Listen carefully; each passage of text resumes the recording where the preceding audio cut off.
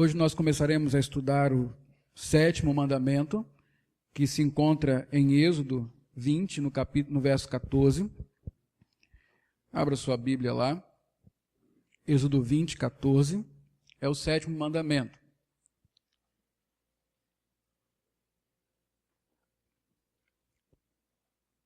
Vamos ler juntos?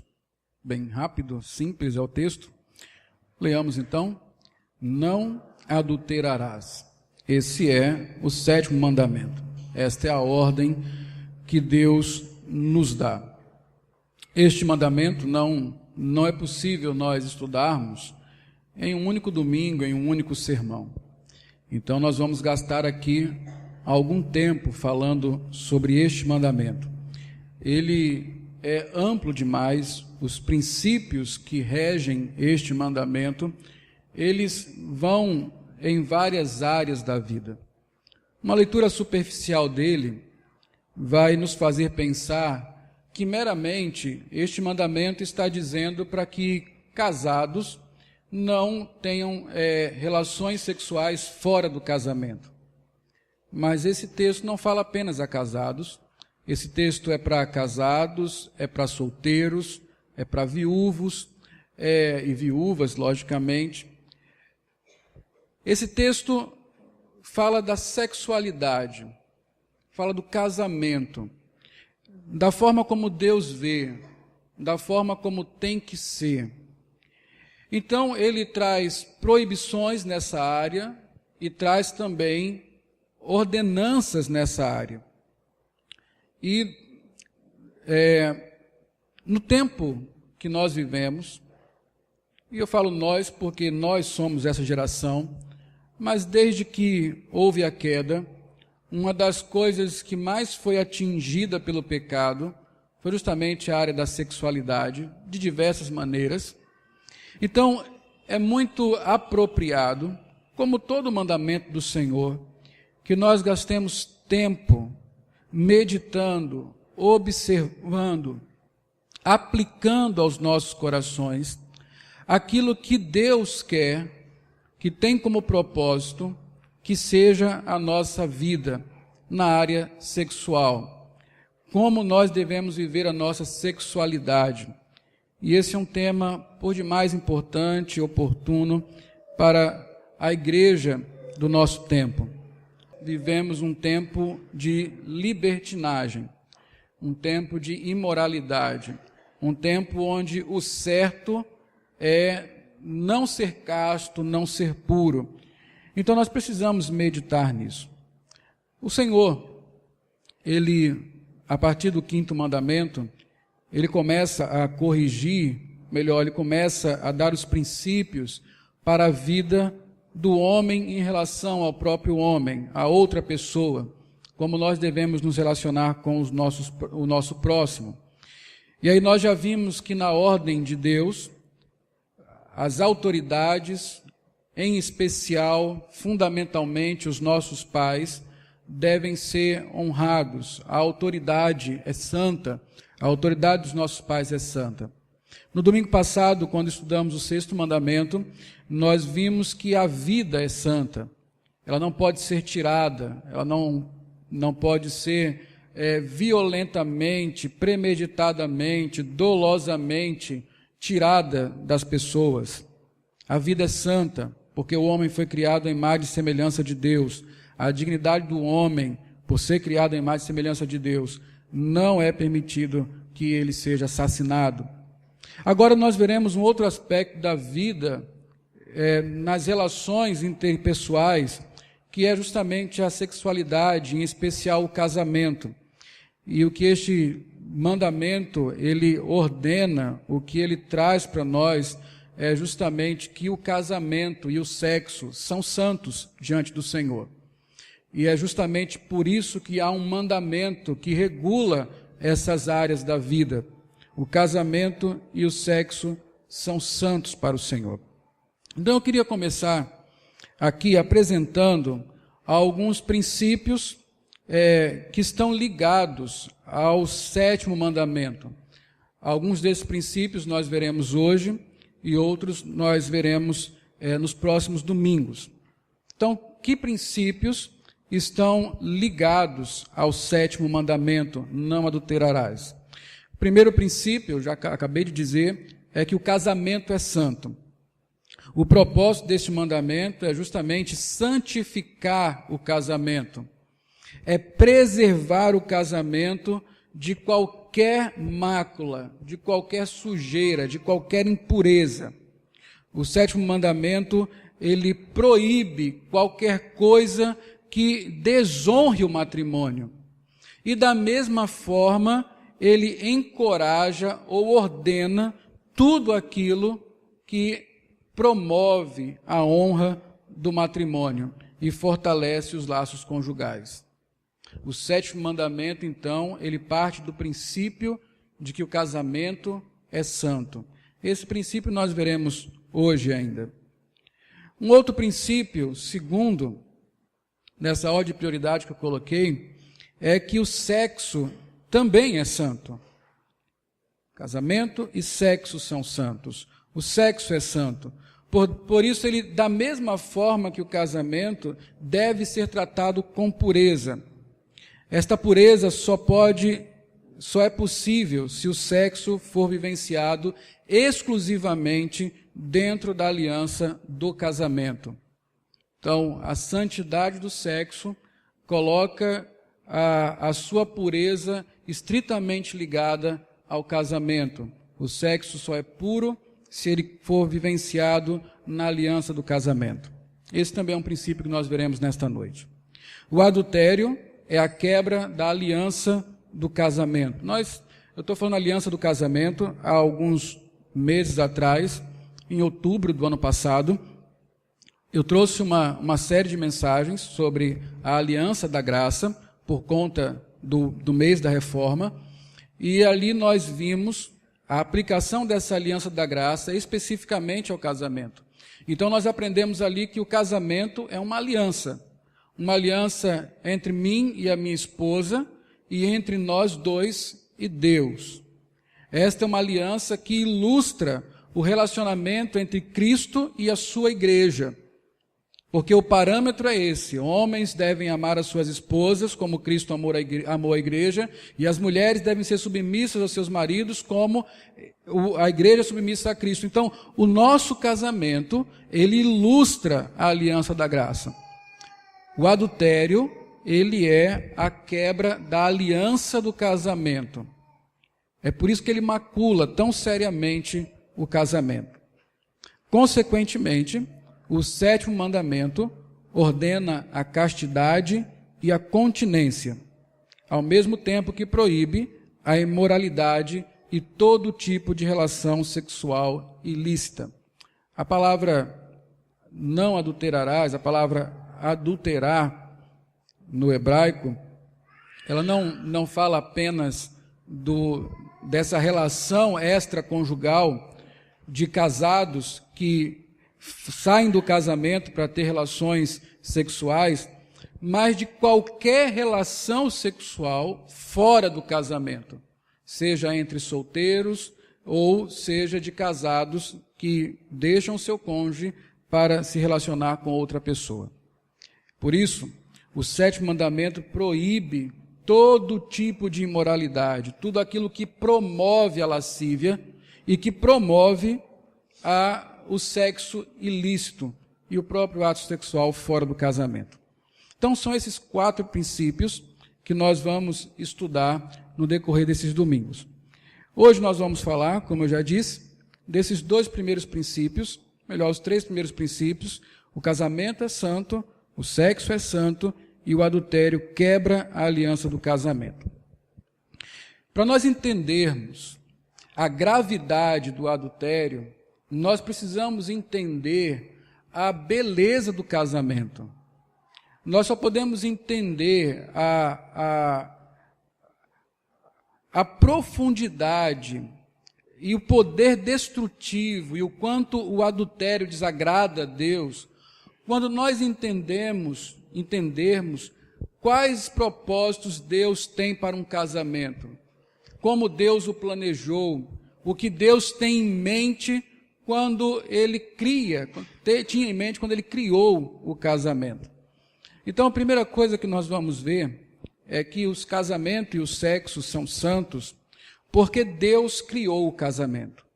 Deus é santo, dele não vem mal algum, tudo que Deus faz é bom, e certamente, uma vez que Deus criou o casamento, por isso só, o casamento é santo, assim como tudo que Deus criou.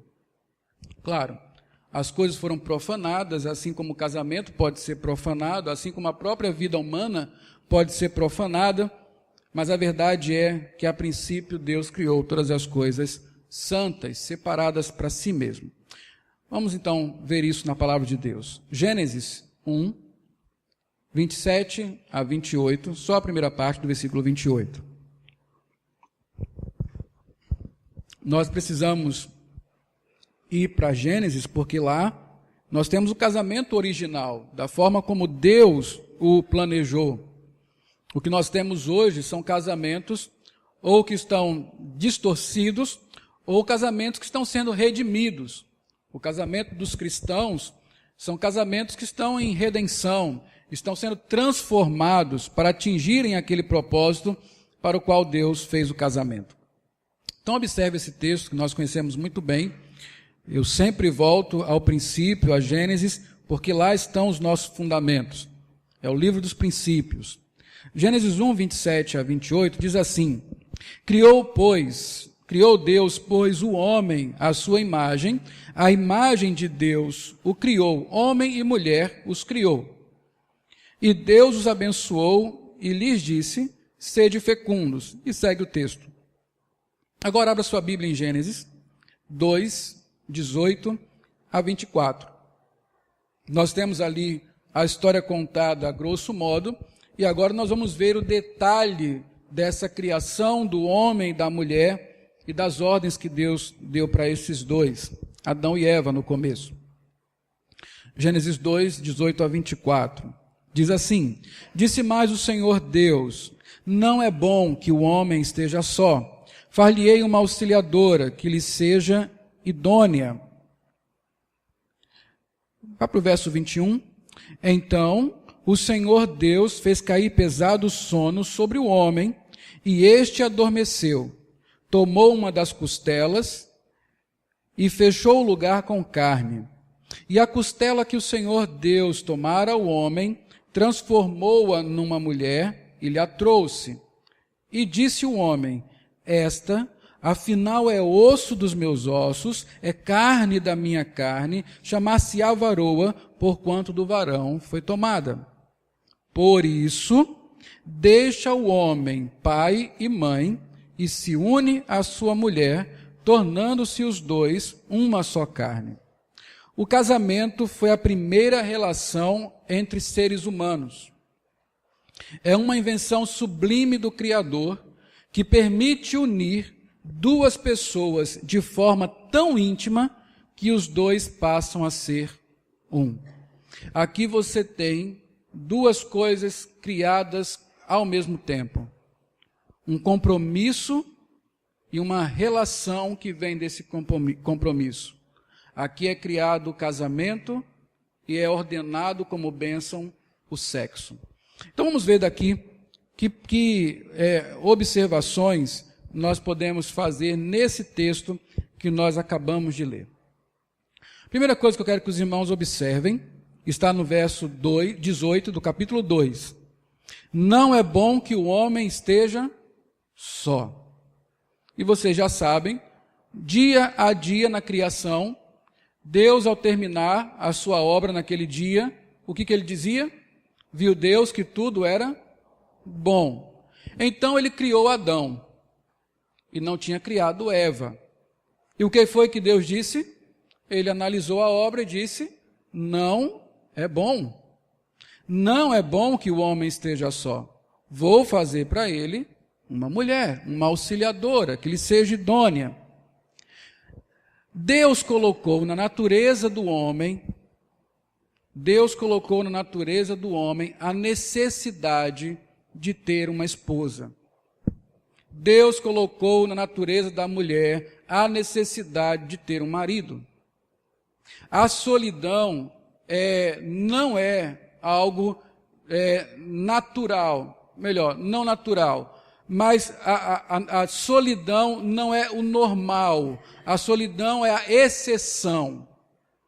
Como Paulo diz, alguns têm o dom de serem celibatários, a quem Deus deu esse dom, mas a maioria das pessoas não tem esse dom.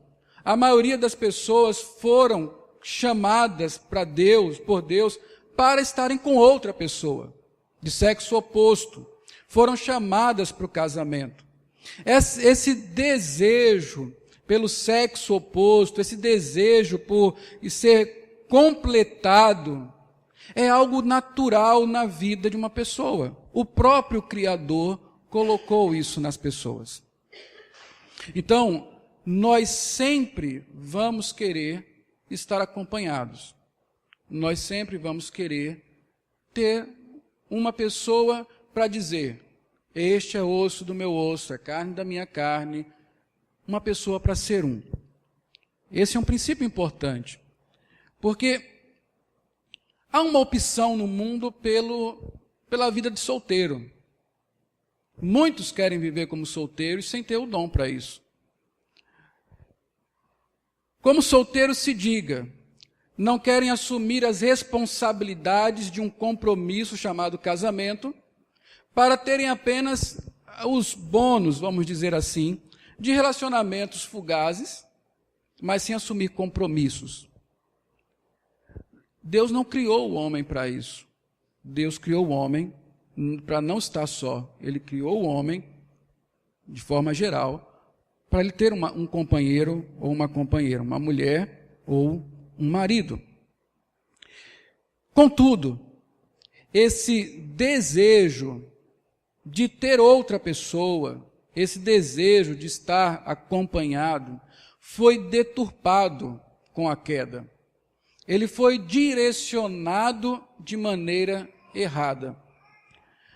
Na criação, Deus colocou o desejo no homem de ter uma esposa, colocou na mulher o desejo de ter um marido, e Ele os fez casar. Os dois se tornaram uma carne. Com a queda, o desejo continua. E o que regula esse desejo, o que domina esse desejo, é o casamento.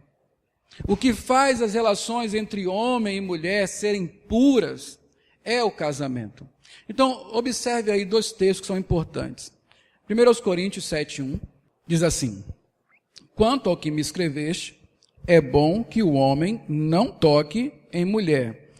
Paulo está num contexto muito especial, ele não está pregando o celibato. Se você ler o texto mais para diante, você vai ver que Paulo está falando a pessoas em um tempo de perseguição e que ele desejaria que todos fossem como ele, sozinho, porque seria mais fácil naquele tempo para um solteiro ou para um viúvo do que para alguém que tem uma família para cuidar, uma esposa para proteger em tempos de perseguição. Então ele está dizendo, é bom que o homem não toque em mulher, seria bom se todos pudessem viver assim. Mas o próprio Paulo diz, isso não é um mandamento, é a forma como eu penso, porque não ter uma mulher é algo só possível para quem tem o dom de Deus de ser celibatário. Não acontece com todo mundo. Mas agora vá para o verso 8. Verso 8 desse mesmo capítulo. Olha o que Paulo fala. E aos solteiros e viúvos digo que lhes seria bom se permanecessem no estado em que também eu vivo. Caso, porém, não se dominem, que se casem, porque é melhor casar do que viver abrasado. Aí você pensa assim, né? Esse solteiro e esse viúvo deve ser danadinho, né? Não consegue se controlar. Não! O solteiro e o viúvo aqui, eles são movidos por aquele sentimento, aquele desejo natural que Deus colocou no homem e na mulher quando os criou. Não é bom que ele esteja só. Deus colocou no homem esse desejo. E o que Paulo está falando, se esse desejo não consegue ser aplacado, não tem jeito. Você precisa fugir da imoralidade. Você não pode satisfazer esse desejo de qualquer maneira. Você deve santificar esse desejo. De que forma? Casando-se. Case-se. Dirige esse desejo para o lugar certo, para o ambiente correto. O desejo sexual, o desejo pelo sexo oposto, deve nos conduzir ao casamento. Senão, ele será o nosso desvio, a nossa perdição. Uma vez, um colega me ligou, nós estávamos conversando por mensagem instantânea, e ele falava de um dos seus filhos, eu conheci ele pequeno, ele já está adulto agora, e ele fala assim, olha, eu penso que o menino é um tarado. Por quê? Ele pensa em mulher o tempo todo. E eu falei, rapaz, mas é isso mesmo. Ele tem que pensar em mulher o tempo todo. Pensar em mulher, querer uma mulher, não é problema, isso é o correto. O problema é fantasiar, o problema é correr atrás de mulher, o problema é, por qualquer custo, querer ter uma relação sexual. Mas pensar em mulher para um homem, desejar uma mulher para um homem, é a coisa mais natural possível. É isso que vai fazer aquele garoto largar o videogame, procurar um emprego, vai fazer ele querer amadurecer, formar uma família. Se ele não tiver esse desejo, ele vai ficar lá, 100 anos da vida, sentado no sofá, jogando PlayStation. É justamente esse desejo de se completar em outro que nos mobiliza ao amadurecimento. A deixar a casa do pai, se unir a uma mulher e ser um com ela. Isso é Deus quem fez. Não há nada de errado nisso. O problema não está no desejo, o problema está na direção que nós damos ao desejo. E Deus, quando criou o casamento e o sexo, todos eles santos, Ele criou para que o sexo fosse vivido dentro do casamento. Esse desejo deve nos levar ao casamento. Não é bom que o homem esteja só. Após a queda, esse desejo tomou direções pecaminosas e se tornou lascivo, libidinoso, animal e imoral. Então, o 7º mandamento ordena que direcionemos o desejo não para o adultério, para a imoralidade qualquer, mas para a pureza do casamento. Neste ponto, o matrimônio, além de ser santo, observe isso, o matrimônio, além de ser santo, é um instrumento no processo de santificação das nossas vidas. É onde nós temos o ambiente certo para expressar todo o nosso desejo sexual sem ofender a Deus, sem nos tornarmos imorais, lascivos, libidinosos, impuros, etc. Maravilhoso o que Deus fez. Extraordinário o que Deus fez. Uma coisa nos leva a outra e assim nós nos completamos. Não é bom que o homem esteja só. É uma primeira observação que nos faz entender o desejo que nós temos pelo sexo oposto e o desejo de não estar só. Normal e comum. A outra coisa que nós devemos observar aí é que Deus criou o sexo. E eu preciso falar disso porque nós muitas vezes pensamos que o sexo é uma coisa impura. Hoje Mirabel tocou num ponto importante. As pessoas pensam que o pecado de Adão e Eva foi uma relação sexual. Até hoje a maçã comida é o símbolo da sensualidade, o símbolo da erotização. Como se tudo acontecesse por causa do sexo. Não. Deus criou o sexo. Então ele é bom. Veja o que Deus diz no verso 27 do capítulo 1. Sede fecundos. Sede fecundos. Da forma como Deus nos criou, a ordem de multiplicar e encher a terra seria impossível se nós não fôssemos seres sexuados. Deus nos fez seres com sexualidade e colocou 2 gêneros que se completam, homem e mulher. Homem e mulher, que se completam, que se satisfazem, física, emocional, psicologicamente. Porque o sexo não é apenas animal, como os animais fazem, mas o sexo é um envolvimento de intimidade, é onde dois se tornam um, é muito mais do que contato físico. Deus os abençoou, dizendo: sede fecundos. Em outras palavras, aplicando ao que nós estamos estudando aqui, Deus os abençoou, dando a Adão e Eva sexualidade. Sexo não é pecado. Sexo é bênção, segundo a palavra de Deus.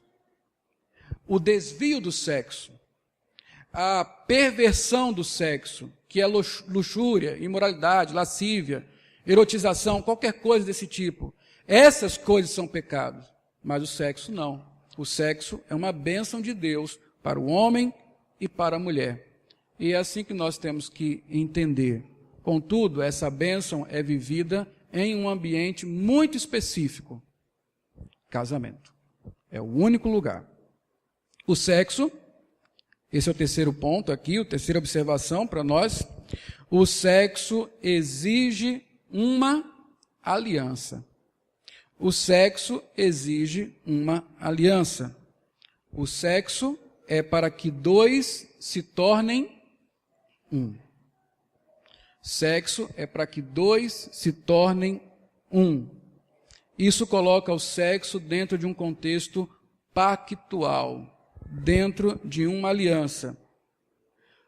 Essa aliança, que é o casamento, significa, lá no versículo 24 nós lemos, deixar pai e mãe, unir-se com sua mulher e tornarem-se um.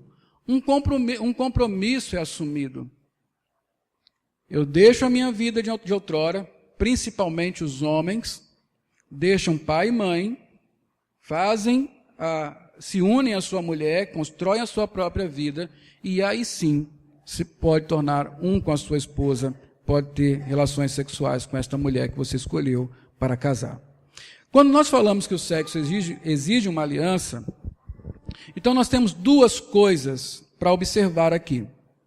A primeira delas é que o sexo exige compromisso.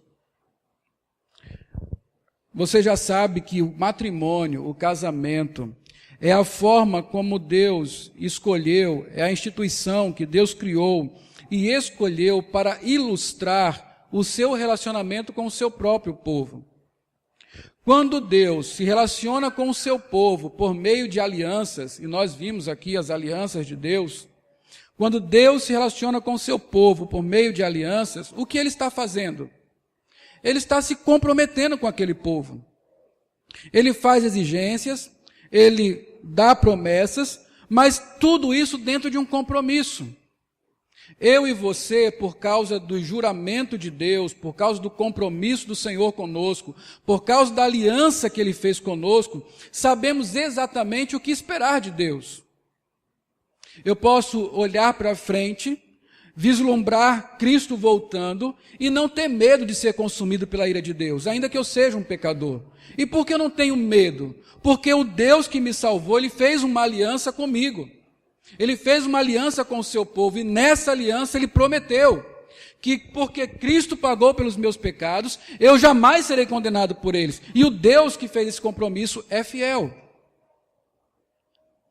Então, quando nós queremos intimidade com Deus, nós precisamos entrar em aliança com Ele.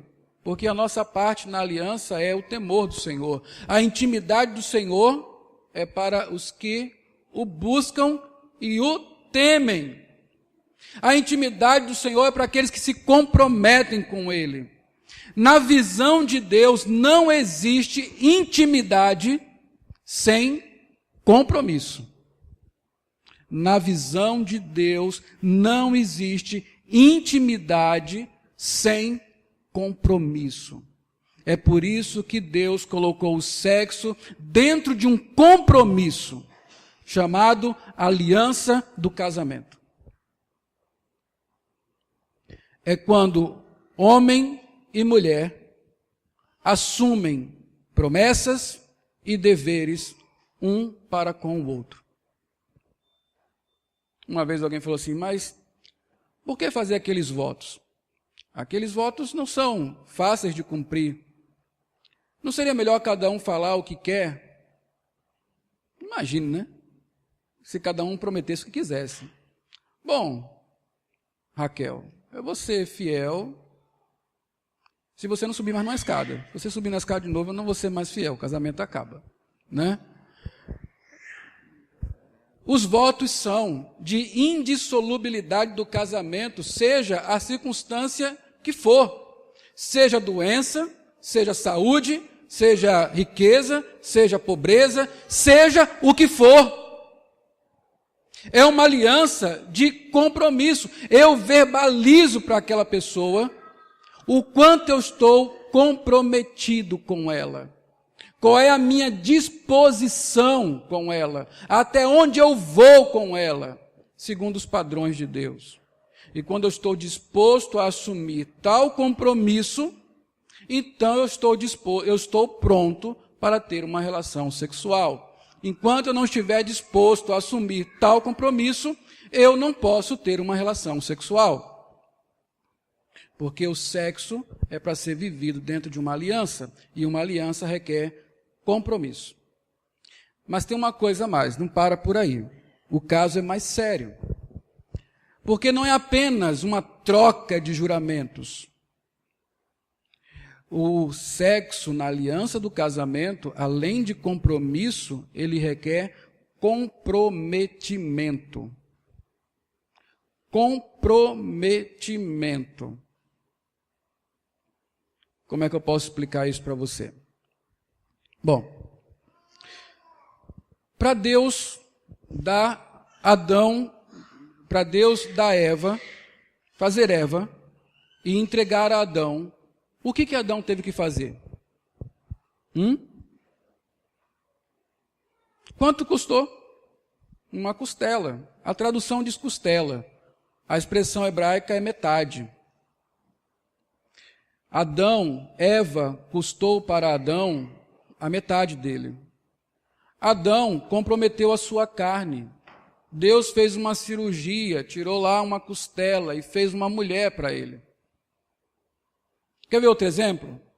Jacó, para estar com a sua amada, quanto tempo ele trabalhou? 14 anos. Ele se comprometeu com aquela mulher. E não era uma mulher boa, não. Raquel era ruim. Era muito ruim, Raquel. Raquel morreu de raiva. Para você ter ideia. Amaldiçoando o último filho dela. Jacó foi até o fim com ela. Jesus, para ter a sua esposa, fez o quê? Não entregou a metade, não trabalhou 14 anos, deu a sua vida por ela. Compromisso e comprometimento. Nenhum homem deveria pensar em sexo se ele não tem a disposição de comprometer a sua vida com a sua esposa. Nenhuma menina, nenhuma jovem deveria aceitar um homem que não está disposto a comprometer a sua vida por você, por ela. Você acha muitas vezes que Deus é chato, né? Mas Deus tem os melhores padrões para você. Deus tem os melhores padrões para você. E muitas vezes, eu li recentemente, nós trocamos toda a herança de Deus por um prato de lentilhas. Observe em que ambiente o sexo deve ser vivido. Um ambiente de compromisso, comprometimento. Isso só acontece quando duas pessoas sinceramente casam no Senhor.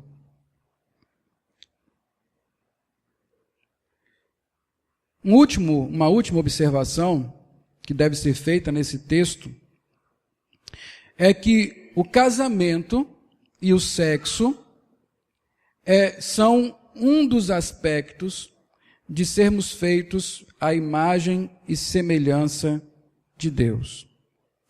O último versículo que nós lemos aí em Gênesis diz assim: por isso, deixe o homem pai e mãe e se una à sua mulher, tornando-se os dois uma só carne. Como é que casamento e sexo tem a ver com a imagem de Deus nas nossas vidas? Meus queridos, o casamento e o sexo que fazem duas pessoas tornarem-se uma, nos aproxima da realidade da Trindade. O Deus que disse, façamos o homem, o Deus triuno, que na criação disse, façamos o homem a nossa imagem e semelhança. Ele não estava brincando. O casamento, assim como na Trindade, permite que duas pessoas distintas se tornem uma pessoa. Assim como Deus Pai, Deus Filho e Deus Espírito Santo são três pessoas distintas, três pessoas que não se confundem, mas que ao mesmo tempo são a mesma pessoa, três em um.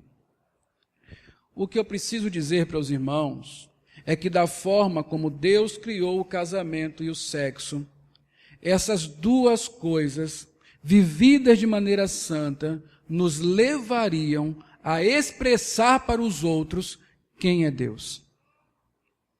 Que missão nobre é a missão do casamento e do ato conjugal na vida de um casal casado? Que missão nobre nós temos, por meio do nosso compromisso e da nossa intimidade, minha e da minha esposa, poder revelar algo tão difícil de se compreender, que é a Trindade. Como três podem ser um. E aí, quando eu e minha esposa nos tornamos um, por meio do casamento, da intimidade sexual, eu ilustro para o mundo o que é a Trindade. Entendeu a grandeza do casamento? Entendeu a santidade dessa relação? Nós não estamos falando de qualquer coisa. Nós não estamos nos referindo a qualquer relacionamento que nós forjamos por qualquer coisa. Nós estamos falando de algo que Deus criou e criou com propósitos nobres. E o mais nobre deles é expressar a sua própria glória através da relação de um homem e uma mulher por meio do casamento e do sexo. Casamento e sexo atendem, se vividos segundo o princípio de Deus, a dois propósitos: suprir o homem em sua necessidade natural de relacionar-se e ter intimidade comprometida com sua mulher, e também tem o propósito mais nobre, que é o de glorificar a Deus e ilustrar o relacionamento entre as pessoas da Trindade. É isso que Deus intentava, este é o propósito de Deus para o casamento. E nós cristãos, nós que cremos na palavra de Deus, não podemos reduzir a nossa ideia de casamento a qualquer coisa diferente disso. Nós não podemos fazer isso. Porque quando a nossa ideia a respeito do casamento, do seu propósito, for reduzida, for diminuída a qualquer outra coisa que o mundo nos apresente ou que nós queiramos criar a respeito desse relacionamento, mais propensos ao adultério nós estaremos. Mais facilmente nós aceitaremos o adultério dos outros. Mais facilmente normatizaremos o adultério. E se você perguntar para mim, se eu perguntar para você, você vai dizer, adulterar é normal. Ou você se choca com adultério ainda? Quem se choca aqui? Rapaz, fulano... Não. Adulterou, acontece. Todo mundo está sujeito a isso. Mas não é assim que Deus vê o adultério, porque não é assim que Deus vê o casamento. E eu quis mostrar aos irmãos a grandeza do casamento, porque agora nós podemos compreender a grandeza do adultério enquanto pecado. O casamento é santo porque Deus redimiu o casamento e o sexo. Casamento e sexo são santos por um segundo motivo, porque Deus redimiu o casamento e o sexo. Efésios 5:31 tem a ver com Gênesis 2:24, é exatamente o mesmo texto. Paulo faz uma citação ipsiliteris de Gênesis 2:24, e está escrito assim: eis porque deixará o homem pai e mãe, o seu pai e a sua mãe, e se unirá à sua mulher, e se tornarão os dois uma só carne. Em Gênesis, quem fala isso é Moisés, aplicando a história da criação ao casamento. Em Efésios, Paulo aplica a história da redenção ao casamento. Depois que ele diz que o homem tem que amar a esposa tem que ser submissa ao seu marido, depois que ele fala que o homem tem que amar sacrificialmente a sua esposa e tudo mais, ele fala da obra de Cristo, de como Cristo se entregou pela igreja, de como ele foi à cruz e morreu em nosso lugar, como um marido que quer salvar a sua esposa, um marido apaixonado, que ama a sua mulher e está disposto a dar a vida por ela. Quando Paulo conta tudo isso, ele diz: é por isso que o homem tem que deixar seu pai e a sua mãe e se unir à sua mulher e se tornar um com ela. Paulo está nos dizendo que Deus, na redenção, mantém o mesmo propósito para homem e para mulher. Não é bom que eles estejam só, portanto, que se casem e vivam uma vida íntima sexual que glorifique a Deus. Esse é o propósito da redenção. Volto a falar, alguns foram presenteados com o dom de serem solteiros, de não se casarem, da continência, de poderem se dominar, mas outros não. A quem Deus concedeu este dom da continência, viverá assim, alegremente, servindo ao Senhor, com a sua vida de solteiro, o que é plenamente possível. O casamento não apenas ilustra quem é Deus, mas também o que ele fez através de Jesus Cristo, a obra da redenção. Casamentos santos são fotografias que mostram quem é Jesus e o que ele fez. São telescópios que aproximam de nós a grandeza de Deus. Deus redimiu o casamento para cumprir o propósito, não apenas mais de mostrar quem ele é, mas também de mostrar o que ele fez.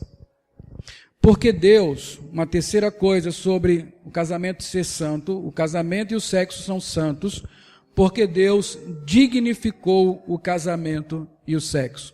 Hebreus 13:4.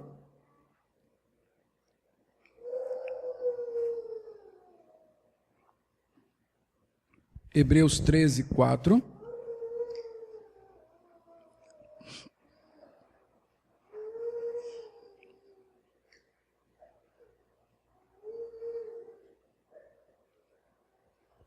Diz assim: digno de honra entre todos seja o matrimônio, bem como o leito sem mácula, porque Deus julgará os impuros e adúlteros. Se nós pegarmos um texto, na minha opinião, logicamente, que seja o paralelo do 7º mandamento em Êxodo 20:14, o paralelo positivo, ou seja, que dá uma ordenança positiva, seria Hebreus 13:4. Não adulterarás. Dignifique o casamento. Um completa o outro. Honre o matrimônio acima de tudo. E a pureza de um leito, a pureza íntima do casal, estas coisas devem ser honradas. Por quê? É simples. Quando nós olhamos o que já vimos, a forma como Deus criou o casamento, os propósitos que Ele deu para o casamento e para o sexo, não é difícil entender que Deus exija que nós honremos o matrimônio, que ele seja olhado por nós como coisa valiosa, como coisa que deve ser protegida, promovida, dignificado em nossas vidas, tanto o nosso próprio quanto o dos outros. É engraçado isso, nós brincamos demais com esses assuntos. Sexo e casamento. Eles estão nas nossas piadas, estão nas nossas conversas e quase sempre estão envolvidos em uma atmosfera de chacota, de desdém. Não. O que Deus está dizendo é que há uma relação criada por Ele que deve ser honrada acima de todas, acima de qualquer coisa. Essa relação é o casamento, que envolve o sexo, a pureza do leito sem mácula. Deus dignificou o casamento e o sexo. O 7º mandamento diz: não adulterarás. E agora fica mais fácil entendermos, porque há um mandamento que nos ordena o controle de tudo aquilo que pode profanar uma relação tão santa que é o casamento. E o adultério faz justamente isso. O adultério é a profanação do casamento e do sexo. O adultério é a profanação do casamento e do sexo. O adultério substitui o casamento pela imoralidade e transforma sexo em luxúria. Deus criou o casamento e o diabo criou o adultério. Deus criou o sexo para ser celebrado em um ambiente seguro, puro, que é o casamento.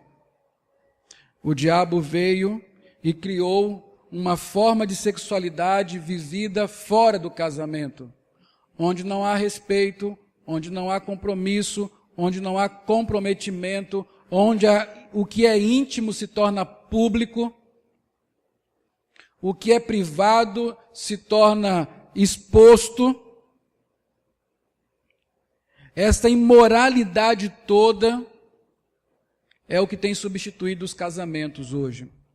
As pessoas se entregam à imoralidade ao invés de caminharem para o casamento. As pessoas preferem a luxúria ao sexo dentro de um comprometimento de intimidade. Deus criou o casamento e o diabo criou o adultério. É o sexo distorcido. São as relações entre pessoas feitas de maneira que desonram o Senhor. O adultério destrói o casamento.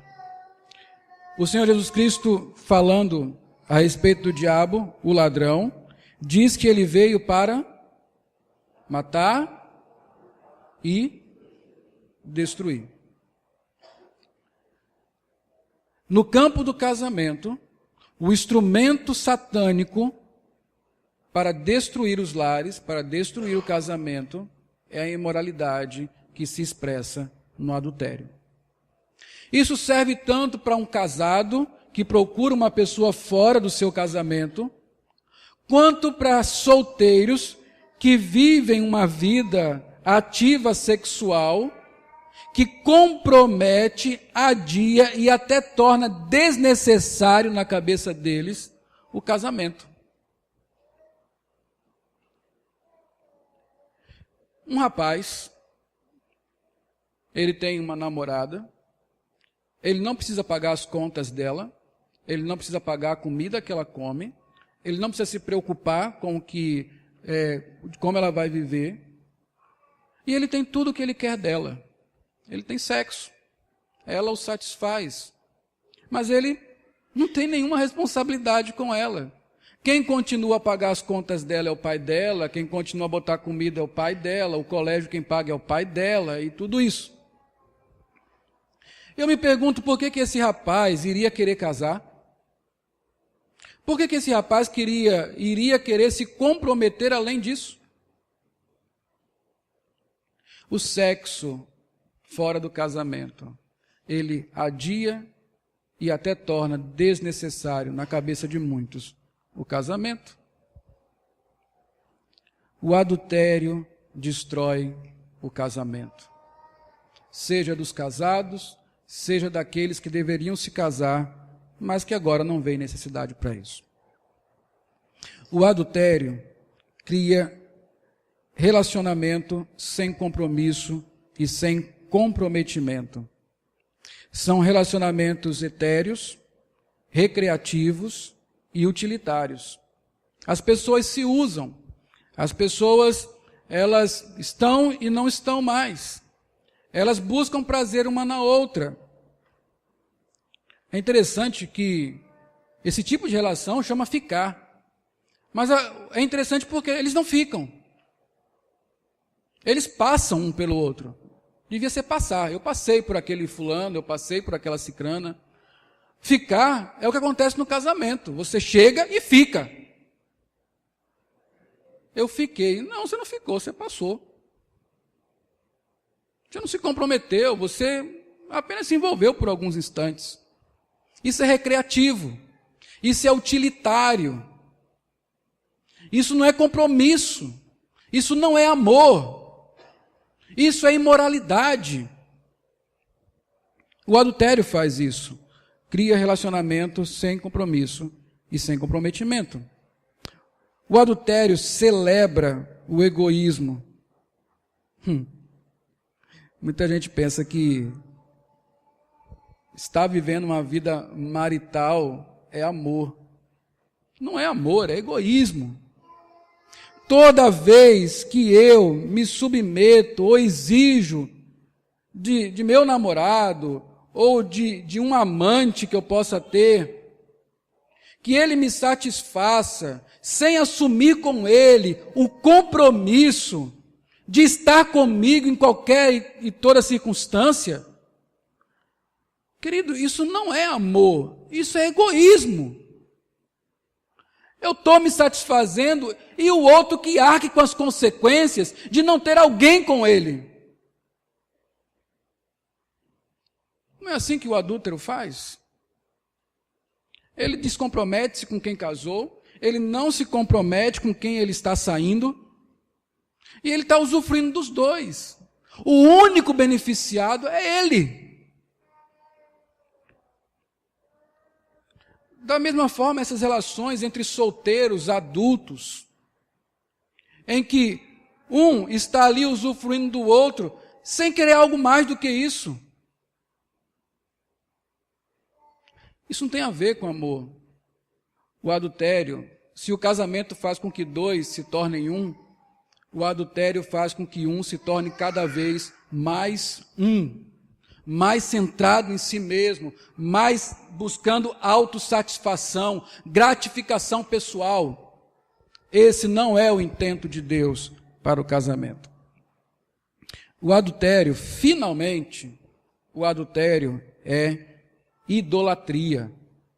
Portanto, é adultério espiritual. Por que alguém usa o sexo fora do casamento, sabendo que Deus não ordenou que fosse assim? Porque ele ama o sexo mais do que ama a Deus.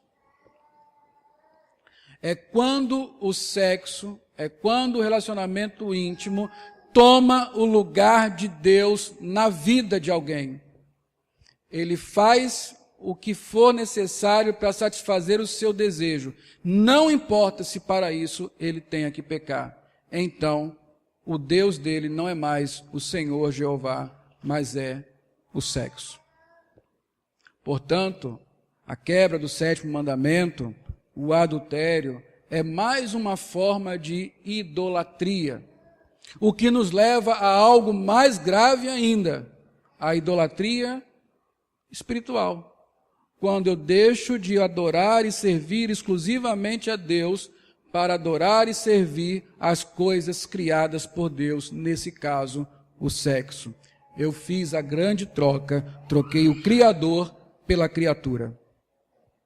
E aí, voltando para Hebreus 13:14, há uma sentença muito grave, muito solene para aqueles que são conhecidos e reconhecidos por sua prática adúltera. O final do texto diz assim, eu vou ler todo, mas atentem para a última frase do texto. Digno de honra, entre todos seja o matrimônio, bem como o leito sem mácula, porque Deus julgará os impuros e adúlteros. Impuro e adúltero são aqueles que, sabendo que é errado, ou mesmo sem saber que é errado, eu duvido que alguém não saiba, estão vivendo uma vida sexual fora do casamento, portanto, profanando o casamento, profanando o sexo, desonrando a Deus. Esses que estão vivendo assim deliberadamente e não buscam arrependimento, a sentença é: Deus irá julgar. Deus irá julgar. E esse julgamento já tem uma sentença. Porque os adúlteros não têm parte no reino de Deus. Mas eu quero terminar esse sermão lhe dando esperança. Ainda que eu precise ser realista. Porque o tempo que nós vivemos exige que nós sejamos muito precisos no trato com esses assuntos. Mas há esperança. Porque Cristo nos purificou, podemos ser puros. Porque Cristo nos purificou, podemos ser puros. Quando nós lemos o 7º mandamento, queridos, nós podemos ter uma certeza, é que nós somos inclinados para o adultério. Paulo ensina que a lei do Senhor veio para avultar o pecado. Ela veio para esclarecer o nosso coração, dizer o que está lá. Se há uma lei que diz não adulterarás, pode crer. É porque há uma disposição no coração do homem caído de cometer adultério. De usufruir da sexualidade fora da aliança do casamento. É um desejo natural, melhor, antinatural, que foi colocado depois que o homem pecou. Porque pecar não é natural. Natural é como Deus nos fez. Então, nós precisamos nos vigiar. Nós vimos hoje de manhã sobre a depravação total, todos esses desejos que se transformam em pecados, objetivos, consumados, estão dentro do coração. O que Cristo fala é, olha, você não precisa nem dormir com uma mulher, você basta desejá-la em seu coração, ter um pensamento libidinoso com ela, isso é o suficiente, está lá o adultério. Meu professor de teologia sistemática, ele nos encontrava no começo da semana, na sala de aula, e falava assim, quem não adulterou hoje? E ele estava se referindo justamente a isso. O problema que está em nosso coração. O Senhor também sabe que sozinho, alguém que está escravizado pelo pecado da imoralidade, não poderá se libertar disso. O Senhor nos dá uma lei para nos indicar que temos um problema. E Ele nos dá um Salvador para que nos livremos desse problema. Eu quero que você abra sua Bíblia, para nós encerrarmos, em 1 Coríntios 6, de 9 a 11, observe esse texto. Diz assim, ou não sabeis que os injustos não herdarão o reino de Deus? Não vos enganeis, não vos enganeis, nem impuros, nem idólatras, nem adúlteros, nem efeminados, nem sodomitas, nem ladrões, nem avarentos, nem bêbados, nem maldizentes, nem roubadores, herdarão o reino de Deus. Veja quantos pecados aí estão ligados à imoralidade sexual, ao adultério. Impureza, idolatria, adultério, efeminação, sodomia, todos eles ligados ao pecado sexual. Não vos enganeis. Essas pessoas, conhecidas pelos seus pecados, praticantes resolutos e deliberados dessas práticas, não herdarão o reino de Deus. A boa notícia vem no verso 11. Observe: tais fostes alguns de vós,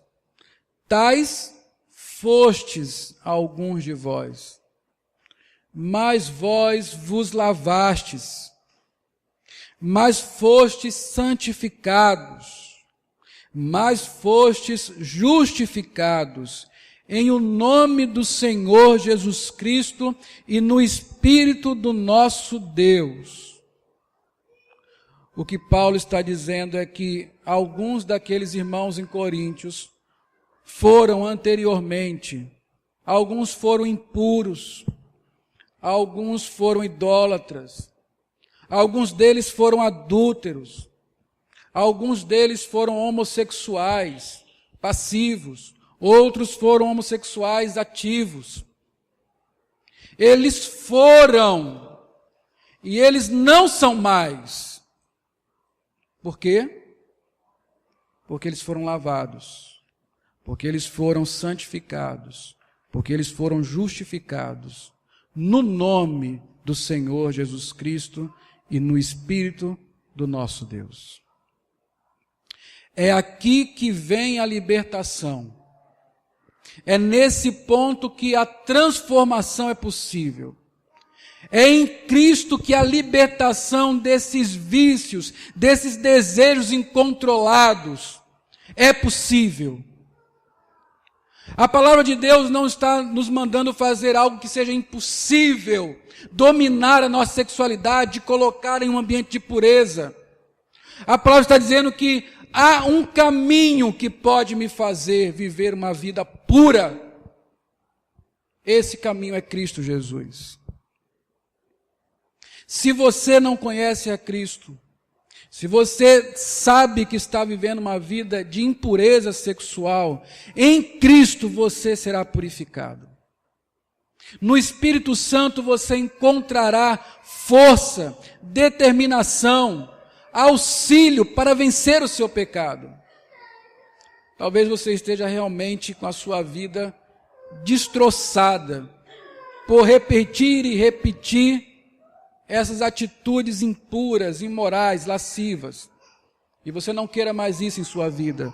Pois bem, corra para a cruz, vá a Cristo, clame por socorro, clame por libertação, peça a Ele o seu Espírito, peça para que Ele lhe lave, lhe santifique, lhe justifique.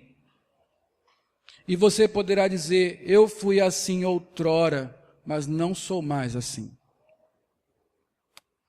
Você que é crente, você que já foi lavado, justificado, santificado, você em quem o Espírito Santo habita e está lutando aí nesta área, pois bem, você pode vencer, você pode se dominar, você pode ganhar desse senhor opressor que é o pecado.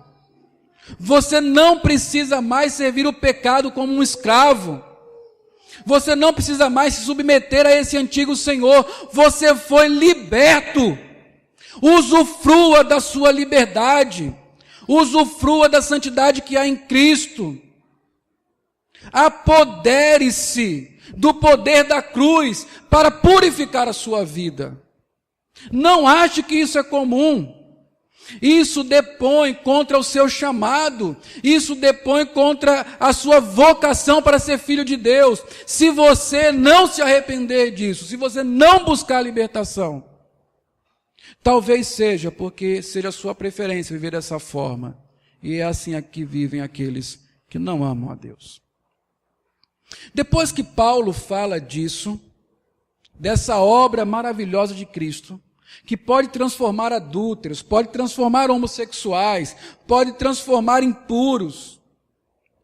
No verso 18, Paulo diz assim, até o verso 20: fugir da impureza. É um imperativo agora para aqueles que foram lavados, santificados, justificados em nome do Senhor e no Espírito do nosso Deus. Há um imperativo: fugir do adultério, fugir da imoralidade, fugir da impureza. Qualquer outro pecado que uma pessoa cometer é fora do corpo, mas aquele que pratica a imoralidade peca contra o próprio corpo. Acaso não sabeis que o vosso corpo é santuário do Espírito Santo que está em vós, o qual tendes da parte de Deus, e que não sois de vós mesmos, porque fostes comprados por preço. Agora, pois, glorificai a Deus no vosso corpo. Você não se pertence. O seu corpo não é seu. Você não pode fazer dele o que quiser e bem entender. Você foi comprado por Cristo, por um alto preço. E o sangue de Jesus foi derramado para lhe fazer puro. Portanto, fuja da imoralidade. Não aceite isso em sua vida. Lute, vá à cruz. À sombra da cruz, você encontrará libertação. Que o Senhor Deus nos abençoe. Tenha misericórdia de nós. Curve sua cabeça. Ore ao Senhor.